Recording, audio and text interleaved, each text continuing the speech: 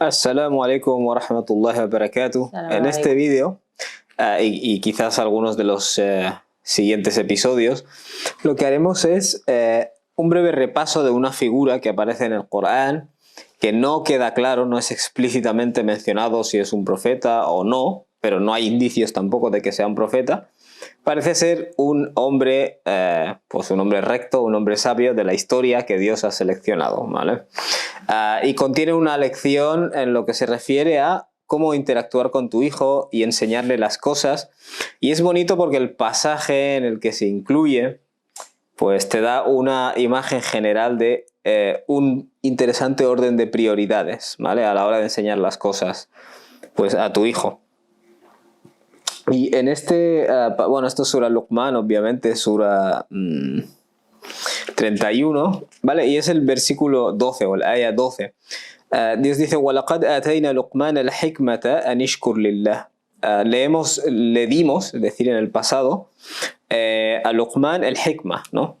Y la palabra hikmah, aunque es con el transcurso y el desarrollo de la filosofía musulmana y todo esto, se empezó a usar para los filósofos y se le dieron significados nuevos.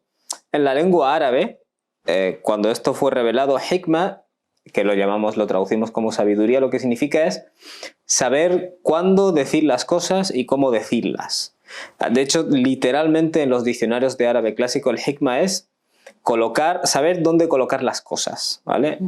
Por ejemplo, cuando Dios dice en el Corán que llames al camino de Dios bil hikmah, con hikmah, es decir, tienes que tener en cuenta a la otra persona, su contexto, en qué estado emocional se encuentra. No puedes, como en el típico o el clásico ejemplo de bueno, hay un incidente en la vida del profeta alayhi salam en el que una mujer que había perdido a un ser querido, el profeta, ella estaba gritando y estaba desesperada, ¿no? Y el profeta le dijo: quizás sería mejor en este momento, pues, autocontrol, no sabr. No que no estés triste, sino que estas manifestaciones.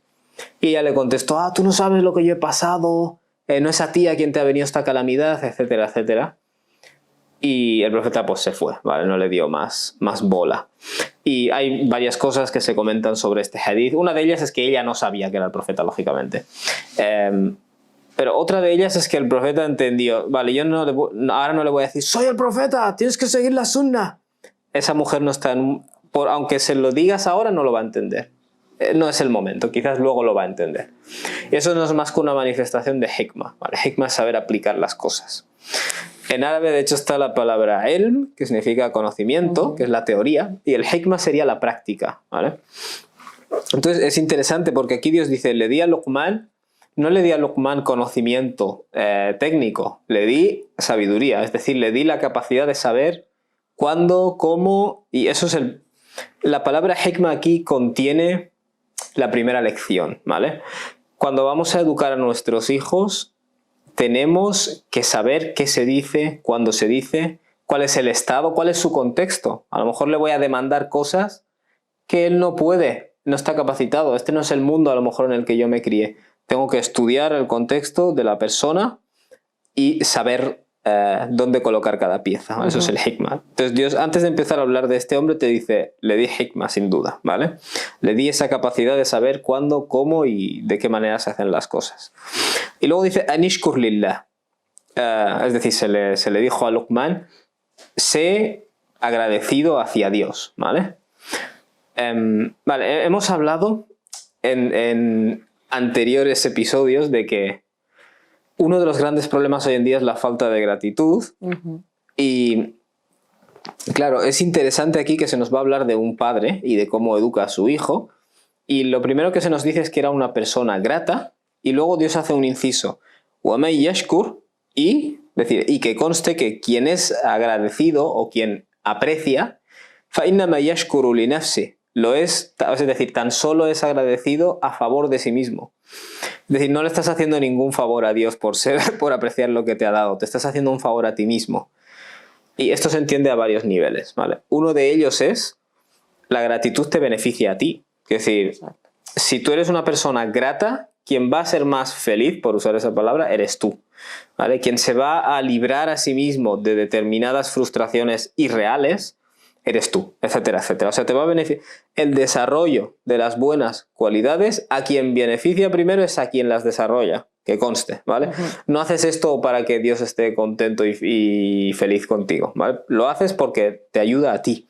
Waman kafara, y quien sea ingrato, hemos dicho que el kufr significa ingratitud, fa inna Allaha ghaniyyun hamid. En ese caso, Dios es independiente, no tiene necesidades y es hamid, él es digno de alabanza. Es decir, él merece alabanzas. ¿Tú se la puedes dar o no se la puedes dar? Le sigue correspondiendo, ¿vale? Y solo quería mencionar el siguiente versículo, que es el 13. Y entramos a la acción. Wa idh qala Luqman, Dios dice, rememora cuando Luqman le dijo, libni, a su hijo, wa huwa ya'iduhu, en el transcurso de que le estaba no amonestando, sino aconsejando, ¿vale? Le estaba dando consejos para su vida. Y Luqman dice, ya bunayya. Ya bunayya no significa oh hijo mío, significa oh hijito mío, ¿vale? Es una forma de cariño. Y llama la atención que cuando se nos muestra a otros profetas en el Corán, todos usan la forma cariñosa, ya bunayya. Sí. Y no dicen oh hijo mío, ¿vale? Y eso llama la atención porque indica en cierto modo que la forma en la que te diriges a tu hijo no es la forma en la que te diriges a una tercera persona. Tiene que haber un elemento de amor, ¿vale? Y es la sunna no del profeta Muhammad, es la sunna de los profetas y las personas sabias de toda la historia, hablando de hikmah, hablando de lo que ahora llamarían el saber leer los sentimientos empatía del otro. Sí, empatía, todo eso. Sincronía también se puede decir. Todo esto, sí. Bueno, la cosa es que es parte de la educación, cuando vas a educar, saber tratar al otro como si fuera un pequeño rey, vamos a decirlo así. Y lo vemos también, por ejemplo, en la historia de Yusuf, de José, cuando tiene un sueño que lógicamente, si se lo cuentas a tus hermanos, no les va a hacer gracia, porque dirán, vaya, has tenido un sueño que te deja bien a ti. Entonces, él, en uno de los episodios anteriores mencionaste, cuando alguien tiene un problema, el primero en quien tiene que pensar a decírselo es a su padre, ¿vale? Como que José tuvo este sueño y dijo, pero esto puede tener implicaciones problemáticas. ¿En quién pienso para decírselo? A mi padre, ¿vale? Automáticamente va a su padre y se lo dice. Y una de las lecciones que de hecho te encuentras en los libros de tafsir es, tiene que haber una relación de confianza para que cuando José tiene un sueño que puede ser interpretado de manera mala, el confidente a quien busca para decírselo es su padre, ¿vale? Bueno, en este caso tenemos a Luqman diciendo, ya bunayya, oh hijito mío, la tushrik billah. Lo primero que le dice es, en castellano es difícil traducir esto, ¿vale? La traducción te pone, no hagas shirk con Allah, ¿vale? Me has dejado dos palabras en árabe, o sea, no me lo has traducido. Lo que esto significa esencialmente es que no des poder a quien no lo tiene, ¿vale? La idea aquí es que todo lo que ocurre en este universo está bajo un solo poder. Cuando tú empiezas a darle poder a otros que no les corresponde, y no solo hablamos de idolatría, paganismo, adoración de astros, hablamos de una de las formas de shirk que identifica el Corán es man ittakhadha ilahahu hawahu, la persona que toma a sus instintos básicos como ilah, como objeto de culto. Haces todo lo que te piden. La gente que toma el dinero, por ejemplo, como objeto de culto, y lo material en general. A las personas que toman ittakhadhu min dunillah arbaban, ahbarahum, es decir, personas que han tomado a sus monjes o a sus sacerdotes o a sus rabinos, o en el caso de potencialmente de eruditos en general, arbaban min dunillah, les toman como señores aparte de Dios. O sea, el concepto de shirk es muy amplio, implica dar un poder a cualquiera a quien no le corresponde, ¿vale? Shirk significa colocar a alguien como socio de Dios, ¿vale? Y básicamente la idea es esa. Lo primero que le enseña Luqman a su hijo es tienes que saber quién tiene el poder, entre comillas, y quiénes no tienen el poder, ¿vale? Y no des este poder. Uno de los ejemplos que menciona el Corán, y con esto ya iré zanjando, es que Dios dice, la persona que cree en múltiples poderes, Dios dice, es como alguien que tiene un mathal, un símil que hace el Corán.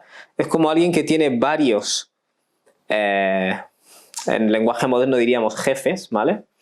Y uno le dice que vaya para la izquierda, o sea, uno le manda para un lado y otro le manda para otro. Y él recibe órdenes contradictorias y está como confuso, ¿vale? Entonces hay gente que en la vida, cuando sigues las modas que salen, ahora sale una moda, luego otra, uno te dice esto, el otro dice esto, la sociedad dice esto, el otro dice, al final tú acabas confuso, ¿vale? Y uno de los beneficios del Tawhid, o sea, de entender que todo esto está bajo un solo poder, es que no estás en ese estado, como hemos dicho en otros episodios, roto, sin un rumbo claro porque te están confundiendo constantemente, ¿vale? O sea que la idea es no proyectes poderes donde no están porque te van a empujar en diferentes direcciones y te van a destrozar, ¿vale? Al final por dentro. Inna shirka la dhulmun azim. Indudablemente el shirk, ¿vale? Esta repartición de poderes ilusoria, la dhulmun azim es un gran acto de injusticia, ¿vale? En el Islam tenemos este concepto, por ejemplo, quien es agradecido lo es para sí mismo, ¿vale? Y cuando tú cometes un pecado, se habla del concepto de... ¿Cómo podríamos decirlo? La persona, Dios lo define como dhalimun li nafsi. La persona se está cometiendo una injusticia contra sí mismo o una justicia que afecta a su interior, ¿no? A su nafs. Entonces, cuando tú aceptas esta repartición de poderes, te estás de algún modo u otro haciendo daño a ti mismo, ¿vale? Esa sería una traducción así en castellano más o menos moderno y entendible. Solo quería hacer en este vídeo ese apunte sobre estos dos versículos. No sé, algo que quieras añadir. No, realmente es cierto que cuando tenemos mucho... claramente esto es un ejemplo más de que en el Corán podemos encontrar ejemplos reales, de personas reales sobre situaciones reales que siguen ocurriendo. Y realmente todavía nos ocurre, ¿no?, que a las personas que le otorgamos poder a muchos agentes externos, y esto es muchas veces la raíz de muchos problemas a nivel interno, a nivel psicológico incluso, ¿no? El hecho de constantemente ponerte, vamos a llamarlo como expectativas, ¿no?, muy altas, sí. Dejando de lado tu esencia, tu verdadera esencia, lo verdaderamente importante, ¿verdad? Sin duda. De hecho, el dilema Tawhid y Shirk, la gente te dice creer en un Dios versus creer en varios. Sí. Creer en un solo objeto versus adorar al sol y a los ídolos. Y es que como que se ha desvirtuado completamente. La idea va mucho más allá en el interior humano, porque es muy diferente decir todo lo que existe está bajo un poder y un agente, y por tanto cualquier miedo que yo tenga a otros seres y fuerzas tiene que ser regulado, porque a veces no les corresponde a esas personas. E incluso las personas me intentan decir, tienes que hacer esto, no esto, no esto. Es decir, en el terreno moral te quieren dar diferentes directrices contradictorias, y cuando realmente la fuente de tus principales valores es una, de repente estás sereno, porque no tienes todas estas contradicciones internas. Cierto. O sea que la diferencia entre el Tawhid y el Shirk, a efectos interiores, como dijimos en otro episodio, la khawfun alayhim wa lahum yahzanun, en parte te libra del temor o de la ansiedad constante por lo que viene y de la tristeza constante por lo que ha quedado atrás, ¿vale? Porque en lo que a Dios respecta, ese pasado, ese futuro, esas cosas a las que temes, vendrá esto, vendrá el sustento, mi jefe me echará, este pensará no sé qué, no sé cuántos. El Tawhid, o sea, o la confianza en el uno, es una forma de salir de ese estado de constante confusión. Y buscar complacencia, ¿no?, también. Claro, bueno, eso es de hecho es un tipo de shirk, de cierto modo. Sí. Interesante. Pues sí. Bueno, en otros vídeos seguiremos analizando